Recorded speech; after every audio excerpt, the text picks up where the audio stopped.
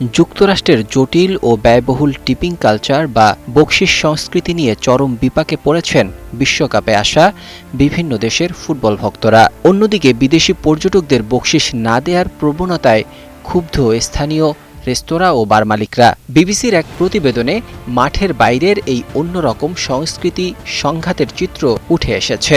যুক্তরাষ্ট্র রেস্তোরাঁ কর্মীদের মূল বেতন অনেক কম হওয়ায় গ্রাহকদের কাছ থেকে 20% পর্যন্ত বকশিস আশা করা হয়। এটি অনেক দেশের পর্যটকদের কাছে বড় ধরনের এক কালচার শক।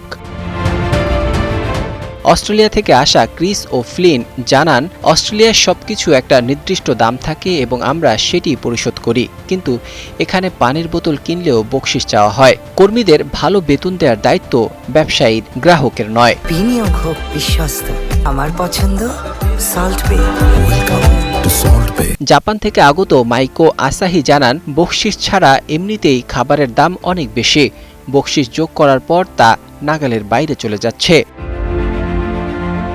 আরেক জাপানি ভক্ত আকিহিরো বলেন, এখানে সবচেয়ে সস্তা খাবারের দামও $30। এর সঙ্গে 20% বকশিস যোগ করলে মনে হয় এই টাকায় আরও এক বেলা খাবার হয়ে যেত।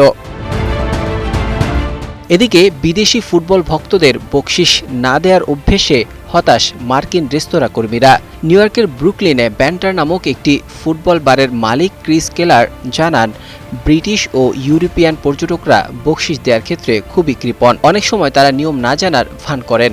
কর্মীদের স্বার্থ রক্ষার্থে এখন তিনি ড্রিঙ্কসের অগ্রিম বুকিংয়ের সঙ্গে সার্ভিস চার্জ যুক্ত করার নিয়ম করেছেন।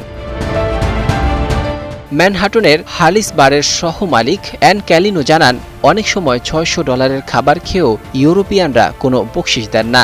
তখন বাধ্য হয়ে কর্মীরা তাদের বুঝিয়ে বলেন যে ইউরোপের মতো আমেরিকায় খাবারের দামের সঙ্গে সার্ভিস চার্জ যুক্ত থাকে না। আমেরিকায় অঙ্গরাজ্য ভেদে এই বেতনের কাঠামো আলাদা। যেমন লস অ্যাঞ্জেলেসে কর্মীদের ন্যূনতম মজুরি $16.20। তবে আটলান্টার মতো শহরে বকশিস পাওয়া কর্মীদের মূল বেতন ঘণ্টায় মাত্র $2.13।